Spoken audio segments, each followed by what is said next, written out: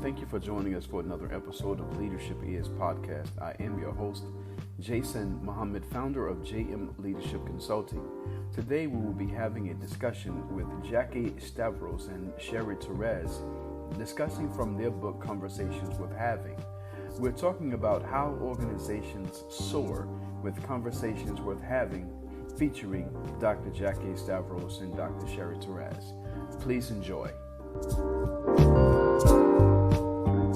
Welcome, Jackie Stavros and Cheri Torres to Leadership Is Podcast. This is a training in a podcast, and so thank you guys very much for your time and getting ready to share your wisdom and your talent. Just to kind of introduce you, Jacqueline Stavros, Graduate College of Management, Associate Professor, Lawrence Technological University.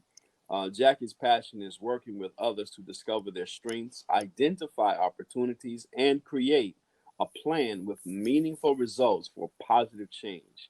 She is internationally recognized for her creation of SOAR. SOAR is a profoundly positive approach to strategic thinking, planning, and leading that focuses on strengths, opportunities, aspirations, and results in strategic conversations. Welcome, Jackie. And and also we have Cheri Torres as a lead catalyst. Cheri partners with, and of course these are doctors we're talking with here. So as a lead catalyst, Cheri partners with people to catalyze positive change in workplaces and communities. The two simple practices she introduces give leaders and teams the power to strengthen relationships, expand possibilities, and increase productivity and engagement through everyday conversation.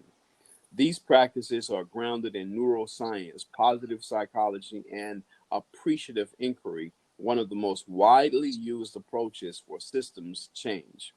She's worked with thousands of leaders and teams around the world to support high performance, engagement, and organizational success. Welcome, Thank Cheri. you. It's a pleasure to be here, Jason.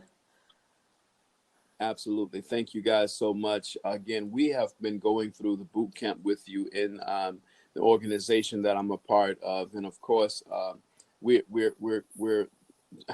trying to make the transition, striving to make the transition from what was to what will become based on these conversations worth having and using the SOAR process. And so with that being said, I would like to just dive in. So please tell us, what is the Conversations Worth Having model? Well, it's easiest explained by having us recognize that almost everything we do all day long is mitigated through conversation. We are always in conversation with either ourselves or with other people. And those conversations actually influence our lives. They influence our well-being, our health, our mindset, and then they influence other people because words are powerful. And so the Conversations Worth Having model is an approach that says, if we want to have conversations worth having, we need to be intentional with our words and choose words that and phrases and ways of engaging that add value or value what is, and that also ask questions, generative questions that create connection with people, that create possibilities, deepen understanding, and bring everybody into the same space together. And so the model is a way of using two simple practices to be able to intentionally foster those kinds of conversations around everything in the workplace, as well as in your home, and as well as with your own self. And the two practices are grounded in appreciative inquiry. Let me just give you a short example so somebody listening will catch the significance of adding value and asking questions. Okay. let's say, for instance, you're a manager in a workplace, and one of your employees is they're not actually hitting the mark on what you would like them to be doing. And if you come up to them and ask, what is it you don't understand because you don't seem to be getting it? That has a critical tone to it. It has a tone of Yeah. devaluing the person.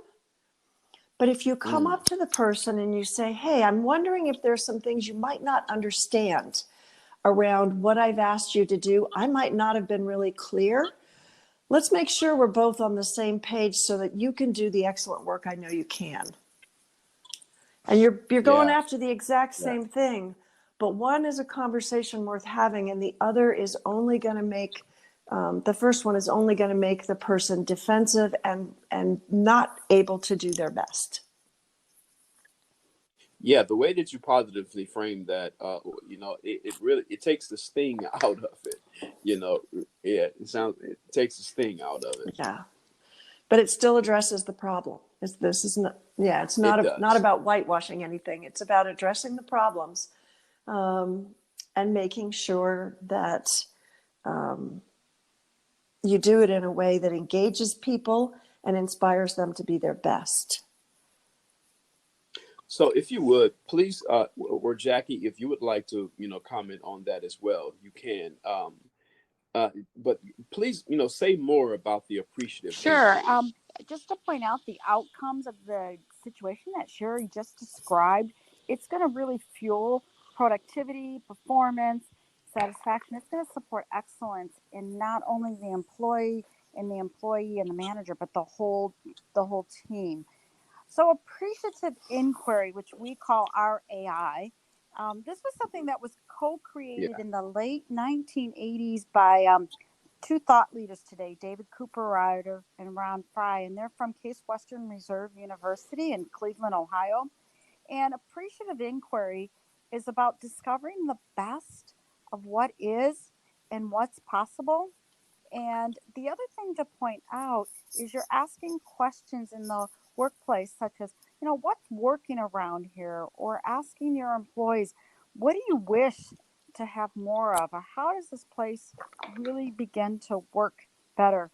And for those of you that want to look more deeper, you can go to the AI Commons, Appreciative Inquiry Commons, and it's just so many examples. It's a portal of all kinds of resources to learn more about the theory and the practice of appreciative inquiry.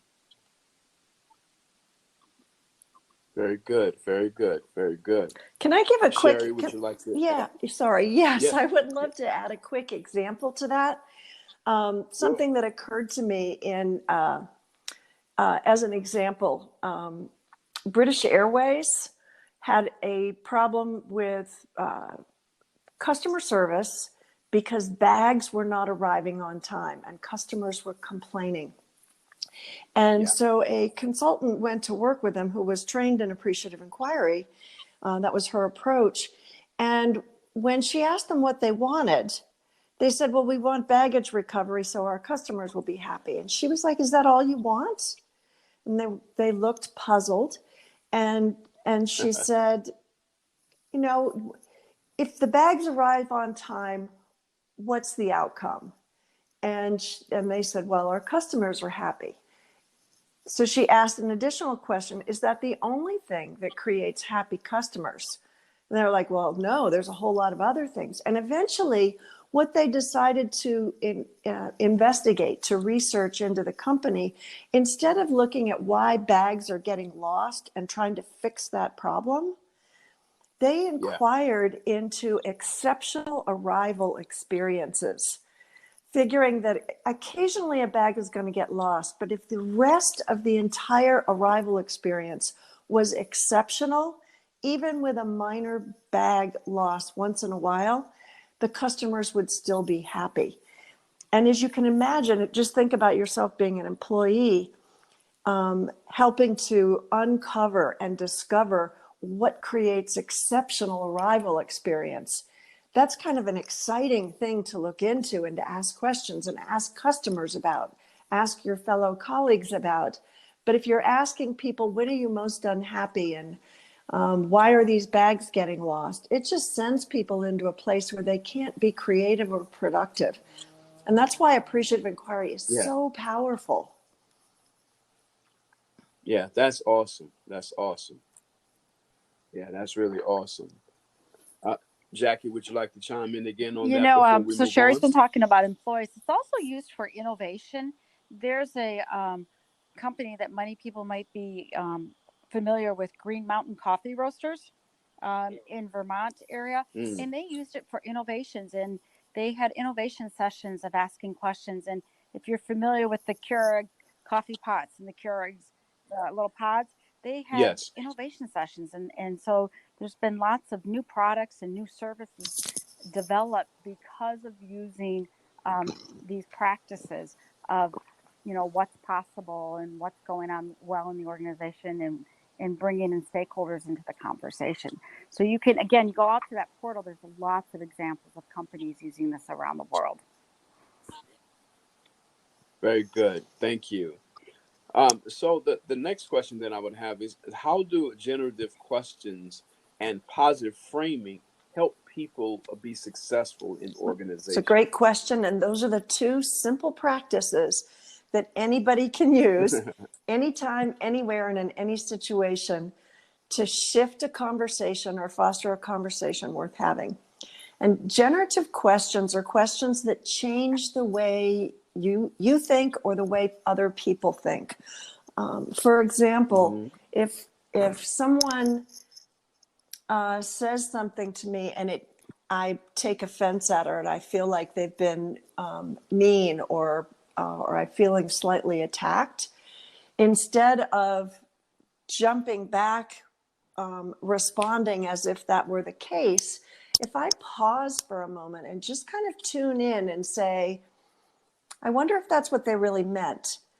Just asking, or what assumptions am I making here? Just asking that simple question causes me to begin to shift the way I'm thinking from I'm right, they were being offensive, to, I wonder what else might be going on. Or a generative question when you ask another person, for instance, if somebody is complaining in the workplace about something, instead of going deep into asking questions about what's wrong, why is it wrong, how do we fix it, instead to say, what would you like to have happen?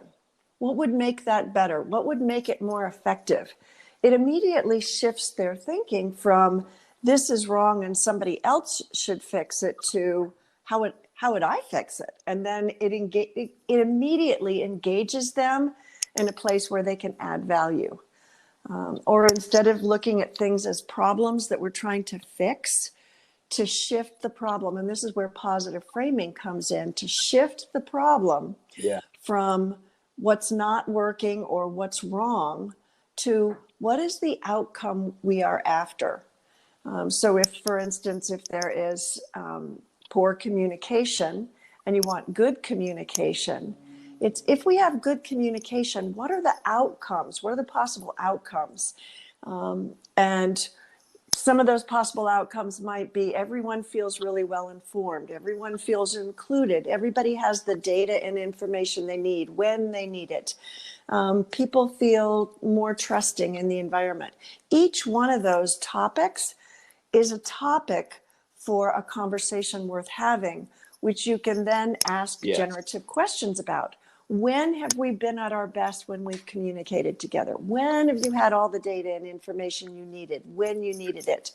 And then to begin to look at what made those conditions possible, who was involved, how can we replicate that and spread it? So it's just two simple practices. And the challenge, of course, is pausing, stopping in our old habits, because we're really used to problem solving. We've been rewarded for problem solving.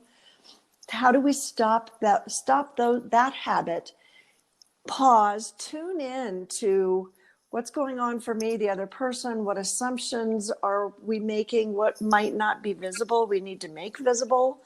What do we want to have happen here? and then move in that direction by asking generative questions that surface new information. And it is such an exciting and positive approach, and it shifts the energy in a team or in an organization immediately.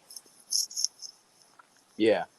Yeah. Wow. That sounds good. It reminds me of something I read from Brian Tracy, who said that there are three ways to look at a problem.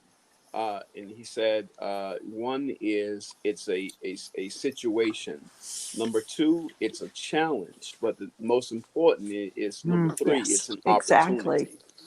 opportunity. And so the way that you guys are, it's almost like reframing the situation to look at it from a different perspective, and so it kind of again it takes the sting out of it, especially in those of us who are in management roles, in our organizations, and having to have those types of conversations. It empowers the one who's listening to the conversation as well. It's like, okay, so I'm not so much as being criticized or condemned in the word and the language that's being used here. So yeah, that's really good. You guys have a very Thank you. powerful. Well, we're trying to spread it everywhere because it's a tool anybody can use. Absolutely. So Jackie, before we, I think we're going to hear from you on this same question. What we're going to do is we're going to take a short break. Then when we come back, we'll hear from you, Jackie, about how do generative questions and positive framing help people be successful in organizations. And we're going to keep moving forward. And thank you both for Thank you being so part much, of this Jason. show.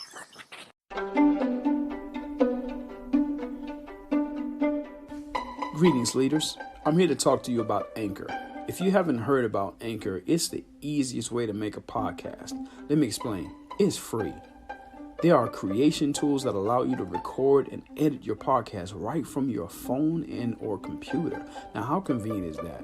Anchor will distribute your podcast for you, so it can be heard on Spotify, Apple Podcasts, and many more. You can make money from your podcast, too, with no minimum listenership. So it's everything that you need to make a podcast in one place. So do me a favor. Download the free Anchor app or go to anchor.fm to get started. I look forward to seeing the greatness within you.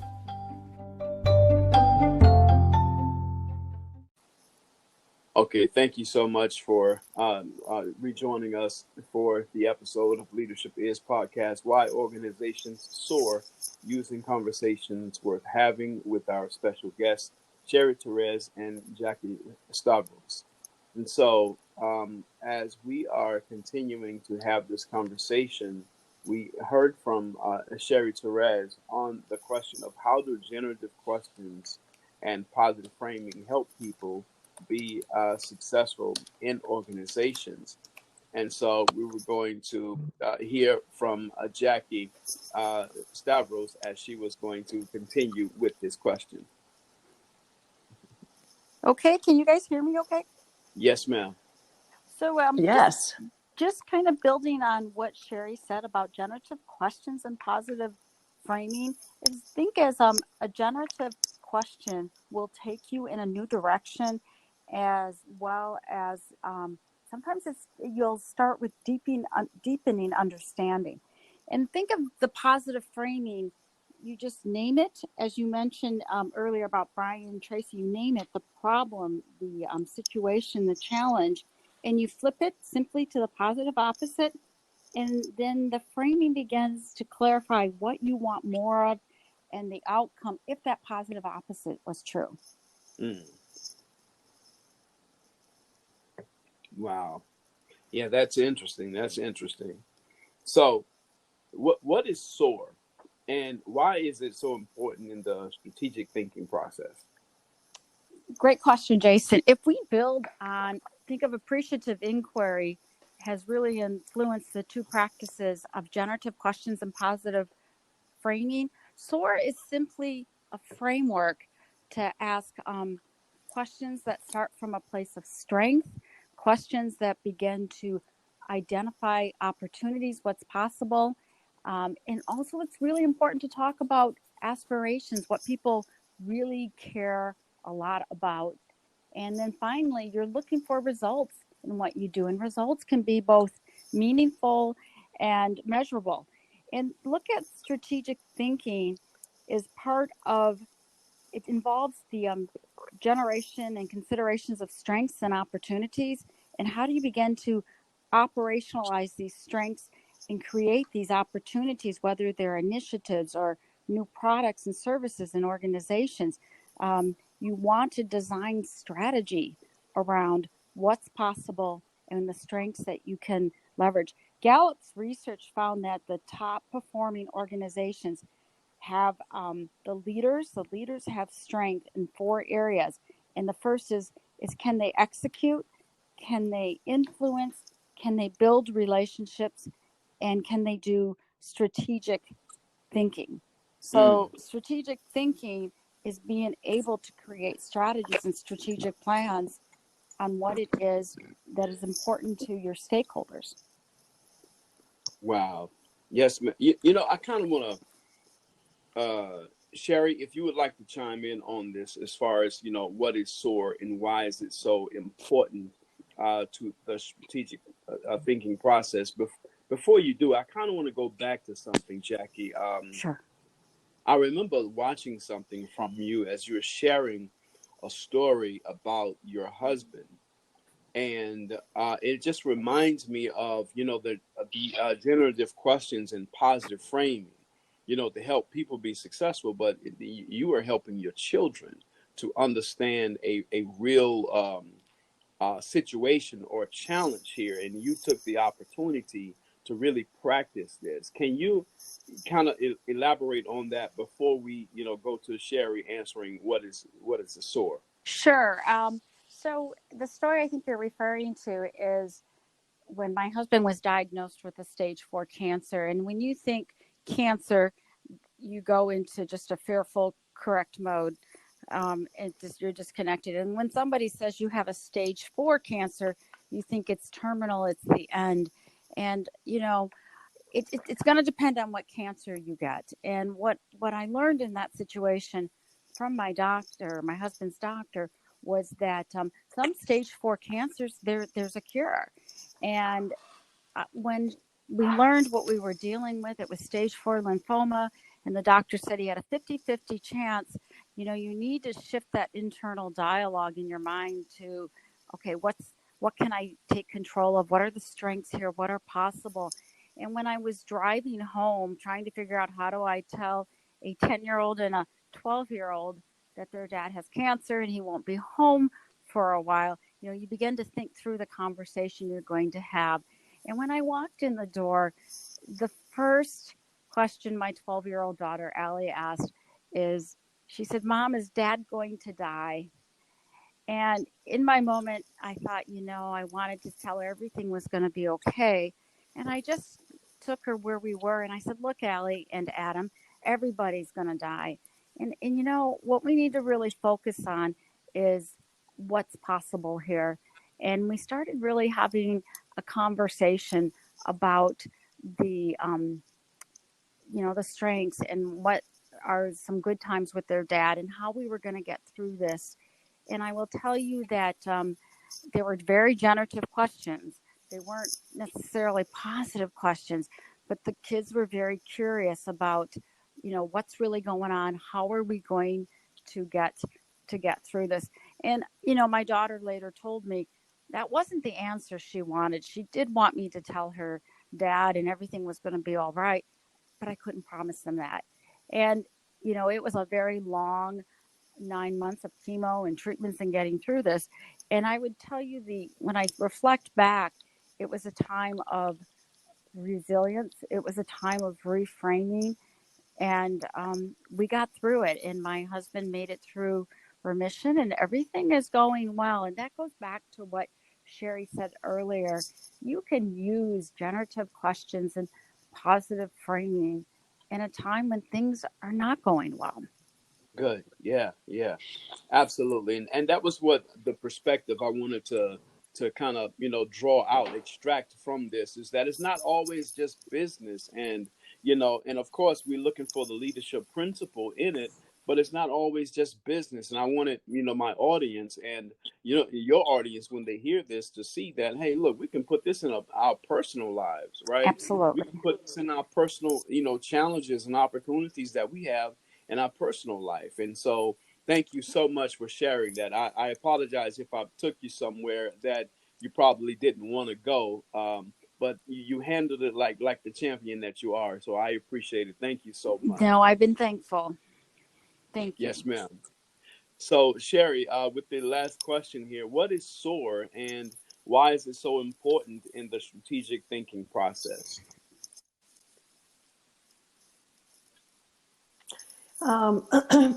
Well, SOAR is an approach or a framework for doing strategic thinking. And Jackie had mentioned that the SOAR stands for strengths. That's the S. O is opportunities. A is aspirations. And R is results.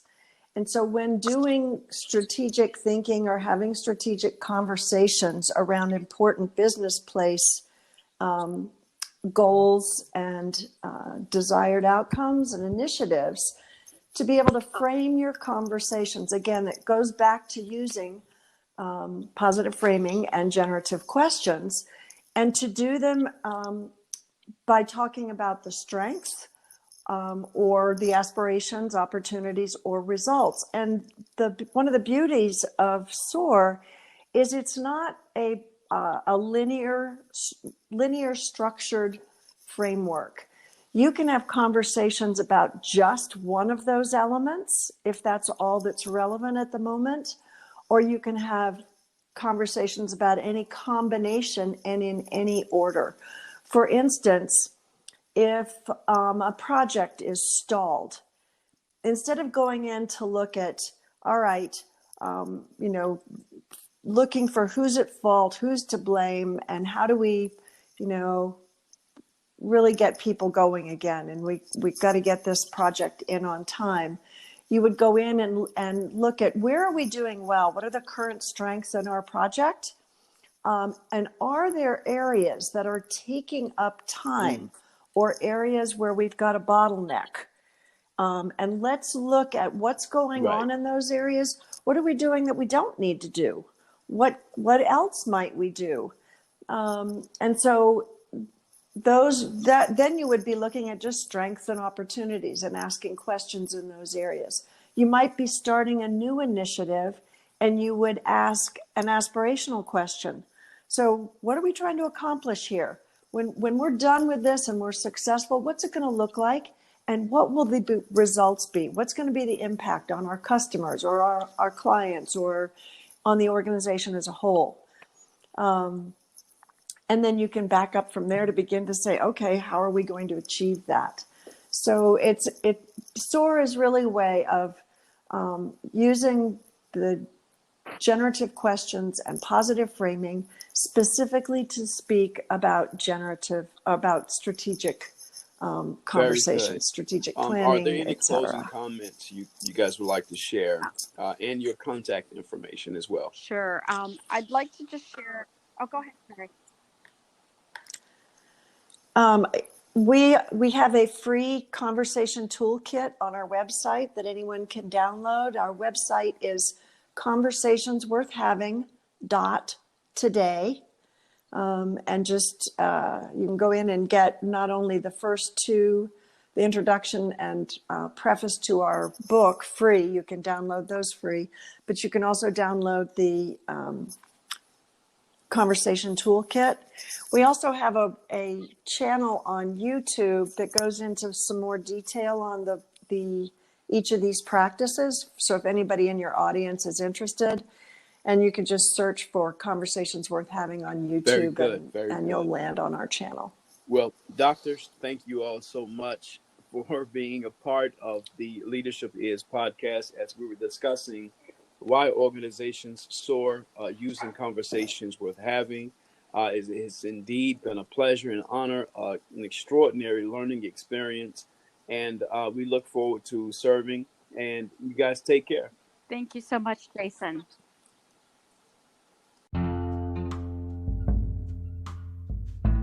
Greetings, leaders. Thank you so much. I hope you enjoyed today's episode of Leadership is Podcast, How Organizations Soar, with conversations worth having, featuring our guest, Dr. Jackie Stavros and Dr. Cheri Torres, coming from their book, Conversations Worth Having.